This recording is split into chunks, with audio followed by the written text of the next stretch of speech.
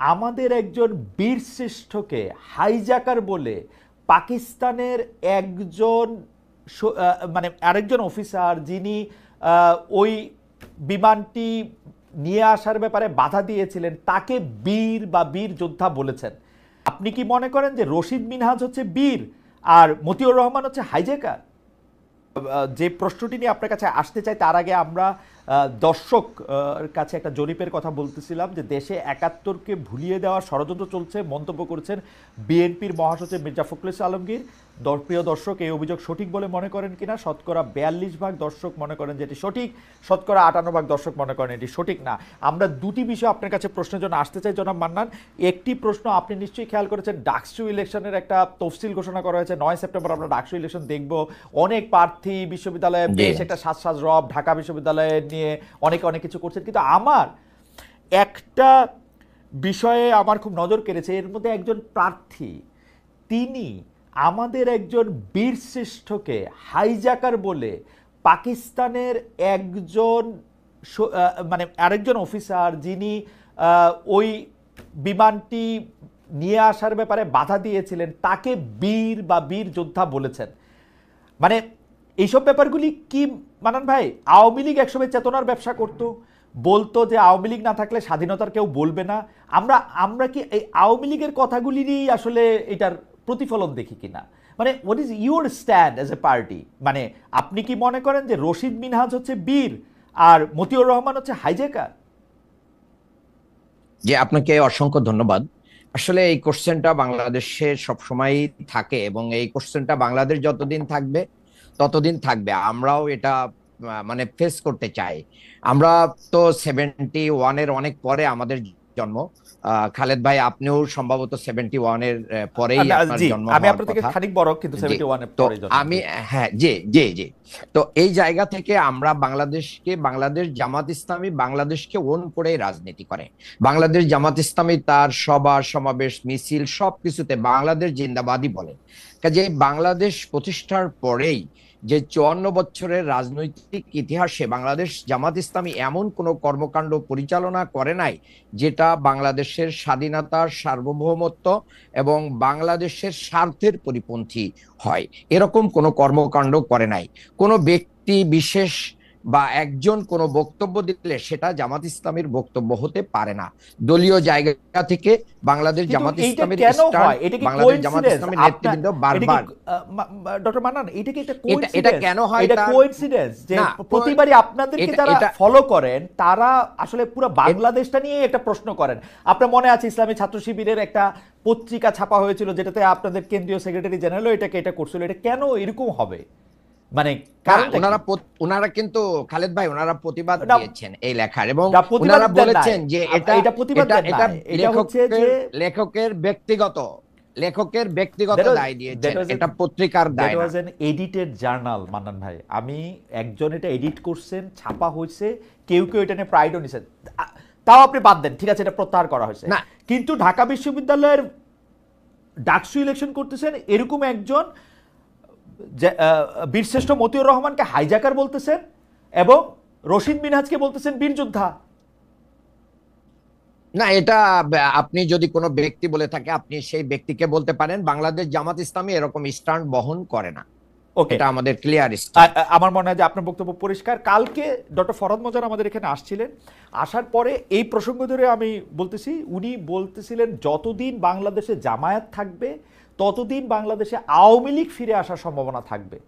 কারণ জামায়াতে ইসলামী তার নাম চেঞ্জ করা উচিত, কারণ জামায়াতে ইসলামী যেহেতু বাংলাদেশের বিরোধিতা করেছিল সেই অর্থে, এটা তার কথা, সেহেতু তার নাম চেঞ্জ করে সে এইটার মধ্যে থেকে এটা করা উচিত, এবং তার উপস্থিতি একটা আছে না এন্টিথিসিস হিসেবে আওয়ামী লীগের আগমনকে বা ফিরে আসাকে উৎসাহিত করে। আপনি কি একটু মন্তব্য করবেন ডক্টর মান্নান এই বিষয়ে?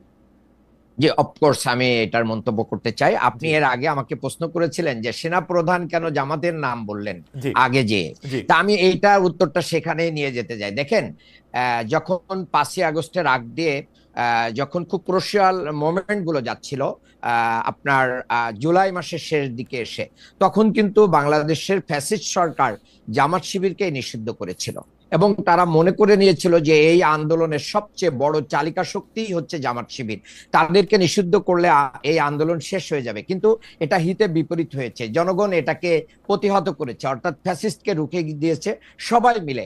তার মানে এই আন্দোলনকে কেন্দ্র করে সবচেয়ে দলীয়ভাবে ক্ষতিগ্রস্ত হয়েছে বাংলাদেশ জামাত ইসলামী এবং তার অঙ্গ সংগঠনগুলো। সেই কারণে সেনাপ্রধানও এটা মনে করতে পারেন যে জামাত ইসলামীর কারণেই কিন্তু বাংলা এই আগস্ট গণ অভ্যুত্থানটা সহজ হয়েছে, এবং এটা অগ্নিস্ফুলিঙ্গের মতোই কিন্তু ছড়িয়ে পড়েছিল সারা বাংলাদেশে। আর ফরহাদ মাজহার ভাই যেটা বলছেন, উনি সিনিয়র নাগরিক, উনি ব্যক্তিগতভাবে এটা বলতেই পারেন, বাংলাদেশে আমরা কোনো চেতনার ব্যবসাকে সামনে আগাইতে দিতে চাই না। সেটা মুক্তিযুদ্ধকে কেন্দ্র করে হোক, সেটা ৭১ ইস্যুকে কেন্দ্র করে হোক। আমরা মনে করি আমরা বাংলাদেশি, এই চেতনা আমাদের থাকবে, আমরা মুসলমান এই চেতনা আমাদের থাকবে, আমরা মুসলিম এই চেতনা আমাদের থাকবে। এই চেতনাকে ধারণ করে আগামীর বাংলাদেশকে গড়ার জন্য, গণতন্ত্রকে সুসংহত করার জন্য আমাদেরকে রাজনীতি করতে হবে। আমি মনে করি বাংলাদেশের মানুষ বাংলাদেশ জামাত ইসলামীর নামটাকেই বেশি পছন্দ করে, যার কারণে বাংলাদেশ জামাত ইসলামী যখন মাঠ পর্যায়ে নেতৃত্ব দিয়েছে গণ অভ্যুত্থানের বিভিন্ন পয়েন্টে পয়েন্টে, তাদের ডাকে তো হাজার হাজার মানুষ সাড়া দিয়ে চলে এসেছে। ডক্টর মান্নান, জামাত ইসলামী নেতৃত্ব দেয় নাই, কিন্তু জামাত ইসলামী নেতৃত্ব দিলে এটা সবার কাছে গ্রহণযোগ্য হইতো না।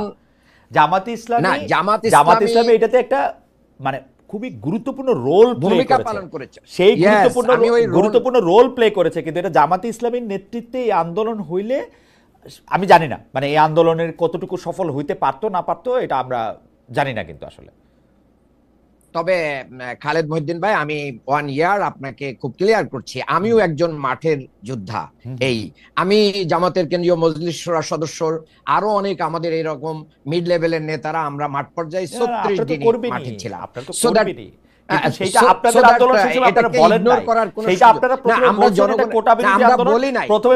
তারপরে বলেছেন বৈষম্য বিরোধী আন্দোলন, এক দফার আন্দোলন বহু পরে আসছে, জনগণ বলার পরে আপনারা বলছেন এটা মুভমেন্টের একটা স্ট্র্যাটেজি।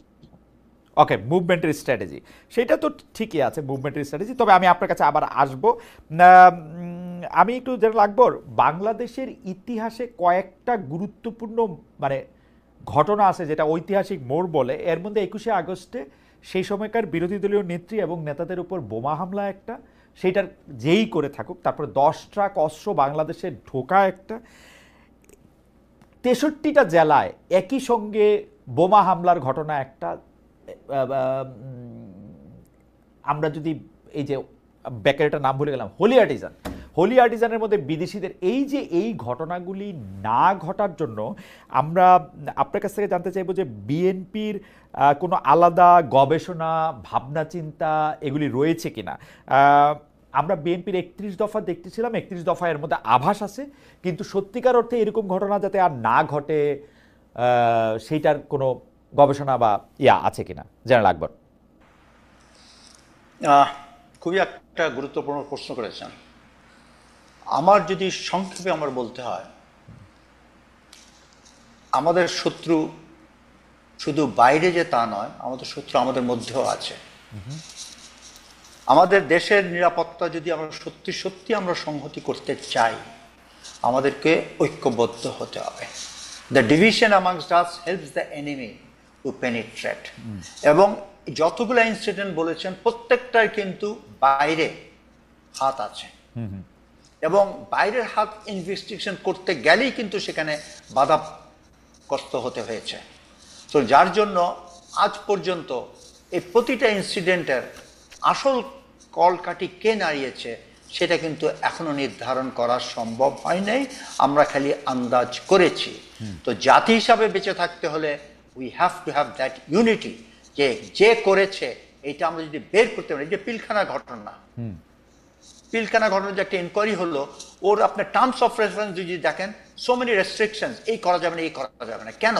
একটা ইনকোয়ারি হয়েছে, ঘটনা যাদেরকে কমিটি দিয়েছে তাদের শুড হ্যাভ একটা ফ্রি হ্যান্ড, কিন্তু এগুলো সবসময় করা হয়নি। কারণ আপনি, আমি, আমরা সবাই বুঝি এর পিছনে কার হাত ছিল, এবং সেই হাত যদি আমরা আইডেন্টিফাই না করতে পারি, সবসময় যদি আমরা উই রিমেইন ইন ইলিউশন যে হ্যাঁ কে করেছে এত জানার দরকার কি, তাহলে আমাদের এরকম ঘটনা ঘটতেই থাকবে। এবং আমাদের সব পার্টিকে এখানে একত্র হতে হবে, ঐক্যবদ্ধ হতে হবে। দেশের নিরাপত্তার খাতিরে কোনো ছাড় নেই। আমাদের ঐক্যবদ্ধই আমাদের শক্তি, এবং সেই শক্তি দিয়ে আমরা এইভাবে মোকাবেলা করতে হবে বলে আমি মনে করি। জেনারেল আকবর, আমি একটু, আপনি যেহেতু কালের সাক্ষী সেই ক্ষেত্রে আপনাকে একটু আমি 2004 সালে নিয়ে যেতে চাই।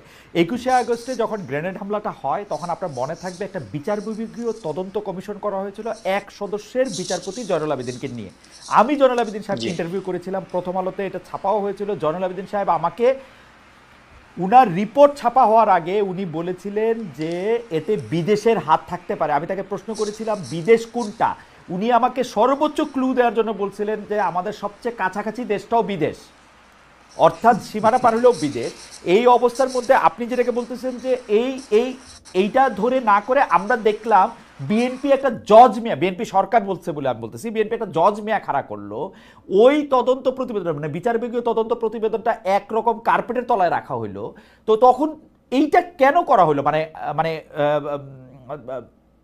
আপনার কি মনে হয় যে 21শে আগস্টের এত বড় ঘটনা এবং তার কিছুদিন পরেই কিন্তু দশরাক, মানে এইটা কেন করা হলো, এইটা আপনি কি একটু বুঝতে পারেন? মানে বিএনপির টিকি কোথায় বাধা ছিল আসলে? আমি একটা কথাই বলবো যে দেখেন, আমরা কেন জানি for nothing we are scared of our enemies. আমরা কেন জানি মনে করি আমাদের কতগুলো শক্তি আছে, সেই শক্তিটাকে আমরা ব্যবহার করতে চাচ্ছি না। We are the 8th largest population, we are not a small country, আমরা ছোট দেশ নই। 20 কোটি লোক, 8th লার্জেস্ট পপুলেশন। হ্যাঁ, আমাদের আরেকটা জিনিস বুঝতে হবে, অনেকে বলে আমরা সব দিক থেকে নাকি আমাদের পার্শ্ববর্তী দেশ দ্বারা বেষ্টনীতে আমরা ঢুকে পড়েছি। এটা can be strength, it can be also weakness. কারণ আমরা সব দিক থেকেই কিন্তু তাদেরও ইন্টারফেয়ার করতে পারি, তারা যেরকম আমাদের উপরে পারে। তা আমাদের যেই শক্তি আছে সেই শক্তিটাকে আমরা নিজেরাই রেকগনাইজ করি না। আমাদের 220 মিলিয়ন লোক হোমোজিনিয়াস, আমরা এটা, এবং একই গোষ্ঠী। আমাদের এই যে আমি আপনার সাথে সম্পূর্ণ একমত, আমরা এটা পলিটিক্যালি ব্যবহার করি আমরা, কিন্তু সবগুলি সরকার, মানে আমি যতগুলি সরকারকে, সবগুলি সরকার একই ধরনের তোষণ নীতি অনুসরণ করে। বিএনপি সময় আমরা দেখেছি সাইফুর রহমান জোর গলায় বলেছেন বাংলাদেশে গ্যাস নাকি ভারতে দিয়ে দিতে হবে, সবটা মাটির তলে রেখে লাভ কি। তারপরে এই 21শে আগস্টে গ্রেনেড হামলার ক্ষেত্রে বিচার বিভাগীয় কমিশনের রিপোর্ট থাকা সত্ত্বেও তারা এটাকে নিয়ে কিন্তু আসলে আগে বাড়েন নাই, আন্তর্জাতিক মহলে তারা কথা বলেন নাই। এই আওয়ামী লীগের কথা তো বলা বাহুল্য, আওয়ামী লীগের 15 বছরের কথা। ডক্টর ইউনূস সরকারও কিন্তু আওয়ামী লীগের সাথে কি কি চুক্তি ভারতের হয়েছে তারা এটা পাবলিকলি জানানো না, একটা জিনিস এটাও করে না। এটার মানে ঠিক আছে, আপনি যেটা বললেন ইন্ডিয়া বড় দেশ, কিন্তু বাংলাদেশও তো আসলে অত ছোট না, যত ছোট আমরা এটাকে করি দেখাই। আমার এই উত্তরে আমি একটা কথা বলবো, দেখেন মালদ্বীপ কত একটা ছোট দেশ, শ্রীলঙ্কা আমাদের কত ছোট দেশ, নেপাল কত ছোট দেশ, সেই তুলনায় বাংলাদেশ সব দিক থেকেই কিন্তু আমরা শক্তিশালী। আমরা যদি আমাদের নিজেদের শক্তিটাকে ব্যবহার করতে না চাই, এবং এই শক্তির ব্যবহারের ডিসিশনটাই আসতে হবে from the political leaders. Political লিডাররা যদি ঐক্যবদ্ধ হয়ে আমাদের শক্তি আছে সেটা ব্যবহার করতে চায়, আমরা মনে হয় আমরা নিজের পায়ে দাঁড়াতে পারবো। এই পুরানো যে ন্যারেটিভ বারে বারে আমরা ইউজ করি, এই ন্যারেটিভ থেকে বেরিয়ে আসতে পারবো। আমরা একটা স্বাধীন সার্বভৌমত্ব দেশ, আমার যেই চাওয়া, আমার যেই পাওয়া, বাংলাদেশ ফার্স্ট, আমরা সবসময় আমাদের সব নীতিতেই এইটা ব্যবহার করতে হবে। তাহলে আমরা সসম্মানে পৃথিবীতে বিভিন্ন দেশের অঙ্গনে আমরা মাথা উঁচু করে দাঁড়াতে পারবো, এটা আমার দৃঢ় বিশ্বাস।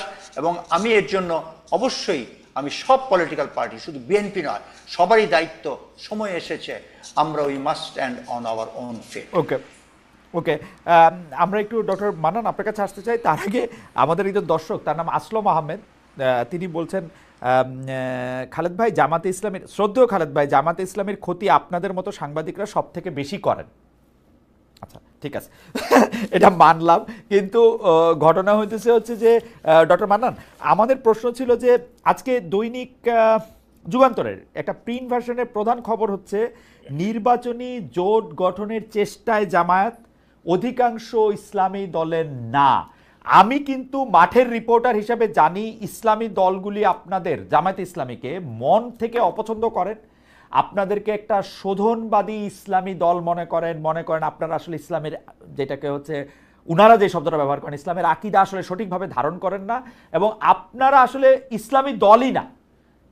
আপনার একটু মন্তব্য একটু শুনতে চাই ডক্টর মান।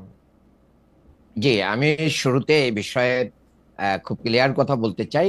এটা জামাত ইসলামের প্রতিষ্ঠা কাল থেকে এই পর্যন্ত অনেকে এই অপবাদ দিয়ে আসতেছে, কিন্তু যারা অপবাদগুলো দেন তারা নিজেদেরকে জনগণের কাছে ইসলামী দল হিসেবে প্রুভ করতে পারেন নাই। এটা একটা বড় ব্যর্থতা তাদের। তারা তাদের নিজেদের স্বার্থ সিদ্ধি এবং অন্যান্য কাজের জন্য তারা কাজ করেন, এটা জনগণ এটা বিশ্বাসই করে। দুই নম্বর কথা হচ্ছে, যারা আগে থেকে এগুলো না বুঝে করতো তারা এখন কিন্তু এগুলো বলা বন্ধ করেছে। আপনি সম্প্রতি যদি দেখেন, বাংলাদেশে জামাত ইসলামীকে যারা অনেক বেশি বিরোধিতা করেছে, ইসলামী আন্দোলন, তারা তো আমরা একই সাথেই কাজ করছি, এখন একই মঞ্চে যাচ্ছি, তাদের মঞ্চেও আমরা যাই, তারাও আমাদের মঞ্চে আসছেন। সম্প্রতি একটা সেমিনারে তারা আমাদের সাথে এসেছেন, অন্যরাও এসেছেন। আমি তো মনে করি সর্বশেষ একটা সেমিনারে আমাদের এখানে অনেকগুলো ইসলামী দল এসেছেন।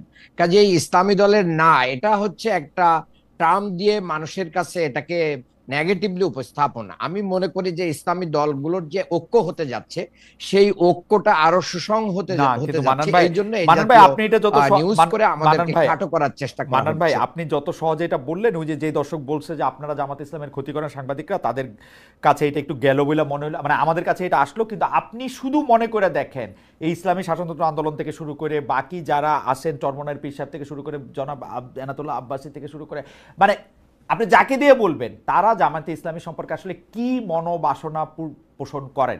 এই যে মানে আমি হেফাজত ইসলামের অনেক নেতার কথা বলতে পারি, প্রয়াত মরহুম জনাব আহমদ শফির কথা বলতে পারি। না, ঠিক আছে, এটা বাংলাদেশে বহু নেতাদের কথা আমিও বলতে পারি। জি জি, যে তারা দেখেন, বাংলাদেশের একজন বড় আলেম ছিলেন হাফিজি হুজুর।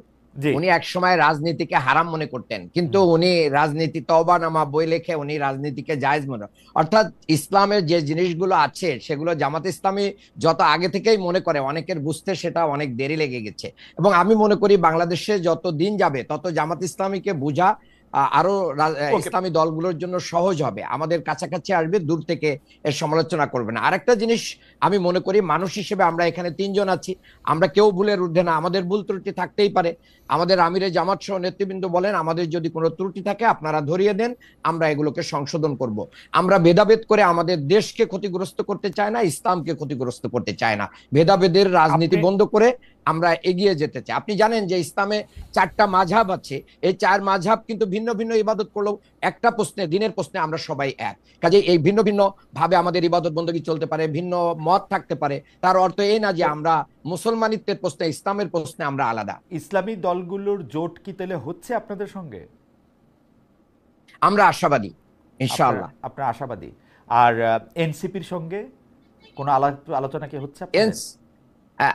আমি মনে করি শুধু এনসিপি নয়, বাংলাদেশে যারা মানে দুর্নীতিকে না বলবে, বাংলাদেশে চাঁদাবাজি, দখলবাজি, লুটতরাজি এবং মানে আপনার কি বলবো যে বিএনপি বাদে সবাই, ফ্যাসিবাদী রাজনীতির যে, বিএনপি বলছি না, বিএনপির সবাই চাঁদাবাজি করে না, দুর্নীতি করে না, অন্যায় করে না, গুটি কয়েক লোক করে। এই গুটি কয়েক লোক যাদের কারণে বিএনপির কি হচ্ছে, বদনাম হচ্ছে। দল হিসেবে বিএনপি হয়তো তারেক রহমান সাহেব দেশে আসলে আরো ভালো পদক্ষেপ নিতে পারতেন, তারপরেও 5,000 লোককে ওনারা কিন্তু কি করেছেন, মানে বহিষ্কার করেছেন, সাসপেন্ড করেছেন। আমি মনে করি যে বিএনপির এই বোধোদয় হবে এবং তারা এই জাতীয় যারা দুষ্ট চরিত্রের আছে তাদের বিরুদ্ধে ব্যবস্থা নিয়ে বাংলাদেশের একটা নতুন ধারার রাজনীতি উপহার দিবে। এই জোট যদি হয় ইসলামী দলগুলির সাথে, এনসিপির সাথে, তখন আপনারা আর পিআর সিস্টেম না হলে ইলেকশনে যাবেন না, এটার বলবেন না তো? না, আমরা জোট হলেও পিআর সিস্টেম চাই, জোট না হলেও পিআর সিস্টেম চাই, এবং আমরা পিআর সিস্টেম চাইতে থাকবো ইনশাআল্লাহ। আমরা পিআর সিস্টেম চাইতে থাকবো ইনশাআল্লাহ। সরি, আমার এখানে বিদ্যুৎ চলে গেছে একটু। হ্যাঁ, অসুবিধা নাই, আপনার কথা শুনতে পাচ্ছি। পিআর সিস্টেম আমরা একদিনের যতদিন ছাড়া আপনারা ইলেকশনে যাবেন না, প্রতিষ্ঠিত না হয়, পিআর সিস্টেম ছাড়া ইলেকশনে যাবেন না। আমরা সেইটা বলি নাই, আমাদের নেতা গতকালকে ইলেকশন কমিশন থেকে আলোচনা করে এসে বলেছেন যে সেটা বলার সময় এখনো আসেনি যে আমরা যাব কি যাব না, তবে এদেশে পিআর সিস্টেম প্রতিষ্ঠা করার জন্য আমাদের আন্দোলন অব্যাহত থাকবে। আচ্ছা। ঠিক আছে, মানে যাবেন কি যাবেন না এটা এখনো বলেন নাই, মানে আপনারা মানে দুটি বলার সময় আসে নাই, দুটি সম্ভাবনার ক্ষেত্রেই ওপেন রাখতেছেন, তাই তো, গাছেরটাও তলারটাও। না আমরা আমরা আমরা চাচ্ছি যে বাংলাদেশের মানুষ যত বেশি এটাকে ওন করবে, ততই এই অন্তর্বর্তী সরকার এবং বিএনপির উপরে চাপ সৃষ্টি হবে এবং তারা এই পেয়ার সিস্টেম দিতে বাধ্য হবে।